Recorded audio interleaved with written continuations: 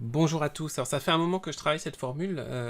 C'est une formule qui permet de dipivoter un tableau, par exemple comme celui-ci, de façon à le transformer pour l'avoir ici dans un tableau qui ressemble à ça, et ensuite pouvoir répondre à n'importe quelle question beaucoup plus facilement via soit des sommes sciences, soit via un tableau croisé dynamique qu'on pourrait connecter à cette base. Alors l'objectif c'est donc de faire ce qu'on appelle un dépivotage. Donc il est très facile de le faire d'abord en allant dans Données, on va ensuite dans le Power Query, et dans Power Query on peut aller chercher, voici, l'onglet transformer, et on peut choisir de pivoter les colonnes, donc ça va faire ça en direct sans vraiment avoir besoin de rajouter quoi que ce soit. Mais l'objectif ici, c'est de le faire avec une seule des formules. Alors, il y a plusieurs raisons. Bon, la première, c'est d'abord que ça va permettre d'explorer un petit peu les formules qu'on a à l'intérieur. Deuxième raison, ça évite de devoir charger Power Query au démarrage, qui parfois ralentit un petit peu le logiciel. Troisième raison, on n'a pas besoin d'actualiser pour que tout se mette à jour automatiquement. Alors, comment ça fonctionne ? Eh bien, on a ici la fonction let. Alors, la fonction let, ça fonctionne un petit peu comme un langage de programmation, c'est-à-dire qu'on va définir des variables. Donc, par exemple, ici, t-ligne, je définis t-ligne comme étant la première ligne, donc la variable qui va être en ligne ici. Puis t-ligne 2 qui va être la deuxième, qui va être les pays. On a ensuite la zone qui va correspondre aux colonnes, donc c'est dans les en-têtes, on va de profit 2019 à profit 2022, et même chose ici, on va de quantité 2019 à quantité 2022. Ensuite, on a les données, donc les données, on va les avoir dans un premier temps dans cette zone-ci, et dans un deuxième temps dans la zone qui se trouve ici. Et une fois qu'on a défini ces informations, donc les zones qui sont en ligne, en colonne et en données, eh bien on va pouvoir construire la suite. Alors j'ai besoin pour créer la réponse à mon problème d'un certain nombre d'informations, donc notamment le nombre de lignes. Donc si j'utilise ligne ici de t-ligne, alors encore une fois dans la fonction let, t-ligne est définie ici comme une variable en quelque sorte. Là c'est une variable tableau qui fait référence à l'ensemble des lignes. Donc si je compte le nombre de lignes qu'on va avoir ici, ça va compter le nombre de lignes qui est dans tableau n de ville. Même chose pour les colonnes, donc ici ça va retourner 4, et le nombre de lignes ici, on est donc à 5 lignes. On va ensuite utiliser deux fonctions qui sont particulièrement utiles. La première, ça va être la fonction indexLigne, qui est en fait une fonction composée de tout ça, qui va nous permettre de générer 1, 2, 3, 4, 5, 6, etc. jusqu'au bout. Donc on va faire un petit test ici, CTRL-C, je fais échappe, je vais me mettre ici, je tape le nom de la fonction. Alors, à la place de t-ligne, donc ici je sais que je vais en avoir besoin de 5, le nombre de colonnes ça va être 4, et ici 5. Donc vous voyez que ça va générer automatiquement 1, 2, 3, 4, 5, puis 1, 2, 3, 4, 5, puis 1, 2, 3, 4, 5, puis 1, 2, 3, 4, 5. Et en fait, je me sers de cette formule-là pour repérer à l'intérieur des données qu'on a ici, et quelle est la position qu'il faut retourner pour chacune des valeurs qu'on va avoir ici. Et je fais ça le nombre de fois qui correspond au nombre de valeurs qu'on a. Donc en l'occurrence 1 fois 4, 20. Donc ici je vais avoir mes 20 lignes de valeurs, NB ici qui est à 20. On va regarder la deuxième partie de la formule. Donc la deuxième partie de la formule c'est l'index colonne. Donc c'est égal aux recherches V ici, séquence, etc. jusqu'à choisir séquence jusqu'au bout. Alors c'est un petit peu plus compliqué comme formule. Je l'ai retrouvé sur un site web qui est indiqué dans le lien que j'ai donné sur Accélérateur. Alors comment ça fonctionne ? J'appuie sur Entrée. Alors, on va regarder un petit peu plus. Le nombre de colonnes, bon, bah, c'est 4. Le nombre de lignes, ça va être 5. Donc ça, c'est ce qui est calculé automatiquement dans la formule. Le nombre de colonnes, encore une fois, c'est 4. Le nombre de lignes, ça va être 5. Et le nombre de colonnes, c'est 4. Et on va aller décortiquer un petit peu ce qui se passe. Ça semble un peu compliqué. Réellement, ce qu'on veut simplement faire, c'est répéter le 1 5 fois, puis 2 5 fois, puis 3 5 fois, puis 4 5 fois, de façon à avoir les coordonnées à l'intérieur de ce que j'ai ici. Voilà, donc c'est relativement simple une fois que c'est décortiqué, mais pour arriver à cette formule, c'était un peu compliqué.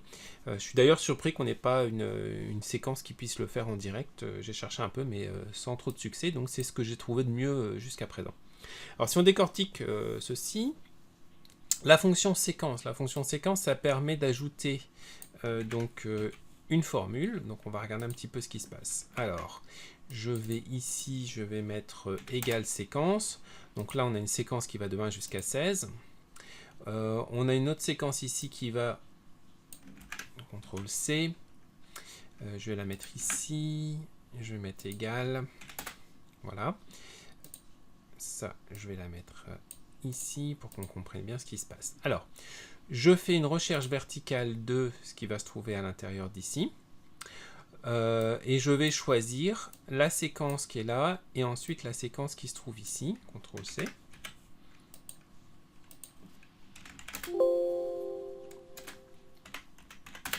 Voilà. Dans ce choix, alors ce qui est intéressant et ça ouvre pas mal de possibilités, c'est que on a un choisir ici. Donc si je décortique un petit peu plus la manière dont c'est créé, voilà, on a donc dans cette formule choisir 1.2, ça va en fait mettre ensemble les deux plages. Donc si j'appuie sur la... oui, alors F9 c'est F9 c'est lié. Si je faisais un calcul ici de ce qu'il y avait à l'intérieur, je ne sais pas si on peut le faire en direct avec évaluer la formule, on va voir. Évaluer. Donc là, ça c'est mon choisir. Et donc je vais avoir tous... Non, pardon, ça c'est pas encore mon choisir. J'évalue, j'ai la 2 séquences, voilà. Donc là j'ai la séquence, donc 1 à 6, 1, 2, 3, 4. Et ça va créer un seul tableau. Comme vous voyez ici, 1.1.2.6, 11, 16, et en fait ça va être l'équivalent du tableau qu'on a de l'autre côté, en fait, tout simplement ici. Alors je vais le faire en une fois. Si je reprends simplement ça, CTRL C, que je colle ceci ici, je rajoute un égal devant. J'ai donc un tableau à double entrée, à 2 colonnes, pardon. Et on a ceci. On termine. La recherche verticale va chercher donc la séquence, c'est-à-dire qu'elle recherche les différentes informations qu'on a là, dans ce tableau-là. Comme c'est une recherche qui fonctionne avec un 1, elle va rechercher la valeur approchée. Donc ça va être quelque chose comme ceci. Est-ce que 1 est plus grand que 1 Oui, donc renvoie la valeur 1. Puis, est-ce que 2 est plus grand que 1 Oui, donc renvoie la valeur 1. Est-ce que 2 est plus grand que 6 Non, donc on s'arrête à 1, on reste ici, etc.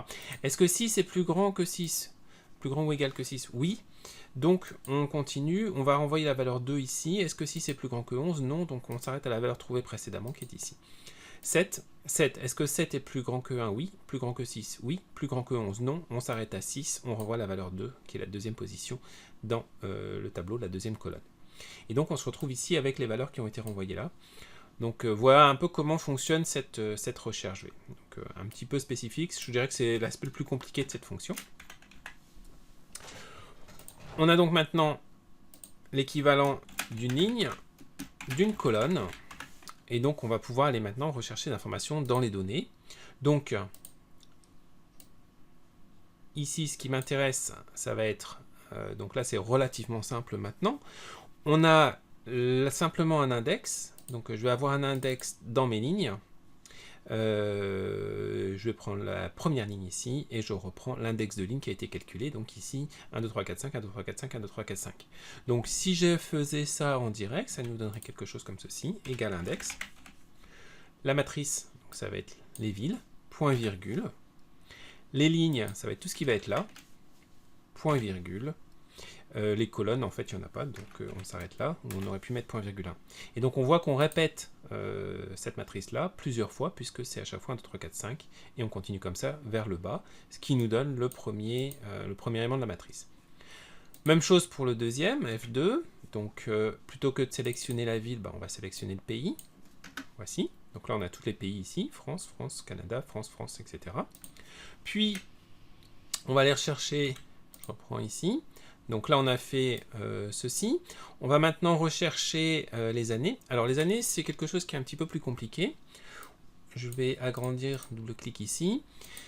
On a ici pour les années 2019, 2020, 2021, puis 2019, 2020, 2021 et 2022. 2022 ici aussi. Alors là, il est très important de bien comprendre quelque chose, c'est que les années sont organisées en ordre croissant. Et même chose ici, et c'est une condition sine qua non, c'est-à-dire que je vais prendre la colonne qui m'intéresse, qui est la première colonne pour 2019 dans cette plage-là, qui doit être aussi la première colonne pour 2019 dans cette plage-là. Donc il faut s'assurer que les données soient bien organisées comme ceci. En général, c'est le cas, mais vraiment garder cet aspect-là en tête, sinon on va avoir des problèmes. Alors, il faut aussi s'assurer que le nombre de colonnes qu'il y a ici et là soit le même, donc on considère le même nombre d'années. La raison pour laquelle on a besoin de faire ça, c'est que dans la formule, on va aller chercher index colonne, et index colonne, ça va être 1, 2, 3, 4, puis 1, 2, 3, 4, mais réellement, le 1, 2, 3, 4 est basé sur ma première, ici, la première série, donc quand c'est calculé à partir de la colonne qui est ici, 1, 2, 3, 4. Et donc, on utilise cette série-là à chaque fois. Or, cette série-là est calculée à partir d'uniquement donc c'est index colonne qui est fait à partir du recherche V, mais dans T nombre de colonnes. Donc il faut absolument que ce soit dans le même ordre. Voilà. En dehors de cet aspect-là qui est un petit peu particulier, on va maintenant pouvoir reprendre, donc je vais le faire en 2 fois, je reprends ceci, CTRL C, donc réellement ça va être égal index, donc T colonne ça va être ce qu'on a ici, alors, pardon, de 19 à 22, voilà. 1 pour la première ligne, et l'index de colonne, c'est donc l'index qui est ici. Je sélectionne jusqu'en bas, ça va automatiquement me rajouter le dièse, et donc je vais avoir profit 2019, que je répète 5 fois, puisque j'ai besoin de répéter les 5 fois l'année 2019, et on continue jusqu'en bas.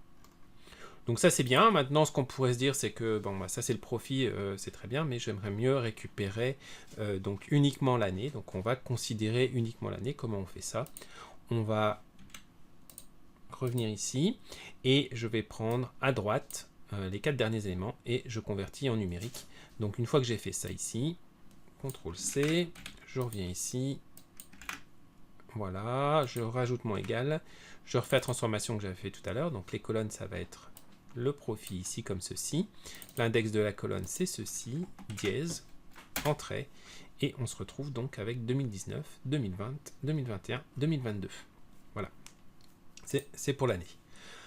Dernier point, on va aller chercher donc le profit et la quantité. Comment on va faire ça? On reprend ici un index, donc je vais supprimer ça, égal, je reprends mon index, et on va aller le reconstruire à la main. Donc les données, eh bien, c'est les données qui sont ici. Le numéro de ligne, c'est le numéro de ligne qu'on a identifié là, donc ça c'est assez facile. Double-clic, dièse. Et même chose pour l'index de colonne qui va être celui-ci, dièse, j'appuie sur Entrée. J'ai donc ici les chiffres qui ont été récupérés. C'est un index qui correspond à la première ligne, première colonne, donc celle-ci. Puis on continue, deuxième ligne, première colonne, et on continue jusqu'en bas, comme ceci. Voilà, donc là on a les données qui ont été rapatriées, ça correspond au profit. On va faire la même chose pour les quantités, donc ils sont en fait basés simplement sur T data 2, donc c'est la deuxième zone ici. Je vais le faire juste pour finaliser l'exercice, mais réellement c'est fini comme ceci. Voilà, donc 2, 3, 6, 4, 2, 3, 6, 4, 4, etc. jusqu'au bout. Parfait. Vérification supplémentaire, je vérifie qu'on a bien ici la somme de 187, qui est égale ici donc à 187 aussi. Donc a priori, on a tout bien rapatrié comme il faut. Dernière chose, dans cette formule-là, on va... donc en fait, ce qu'on a créé ici pour tout ça, ce sont des colonnes. Donc on les a créées les unes après les autres, c'est les colonnes de résultats. Et en utilisant le choisir ici, on va pouvoir les fusionner ensemble. Donc 1.2.3.4.5 va fusionner l'ensemble des colonnes en une seule matrice qui est celle-ci. Et donc on a toutes nos informations maintenant. Voilà, donc j'espère que cette fonction vous sera très utile. Dès que la fonction lambda sera plus universelle, on va dire, puisqu'ils viennent juste de la sortir au début du mois de décembre, eh bien, on pourra incorporer cette fonction-là, la mettre dans lambda, et on n'aura plus qu'à choisir les différentes informations ici pour l'avoir de manière universelle. Dans le reste du post sur Accelerator, vous avez d'autres exemples avec des tableaux moins compliqués, donc par exemple avec seulement une colonne et seulement ceci, et donc, mais le principe est le même, donc là, qui peut faire le plus peut faire le moins, donc ici vous avez appris à faire le plus. Je vous remercie pour votre attention, ça a duré 15 minutes, c'est pas mal, et à très bientôt, au revoir.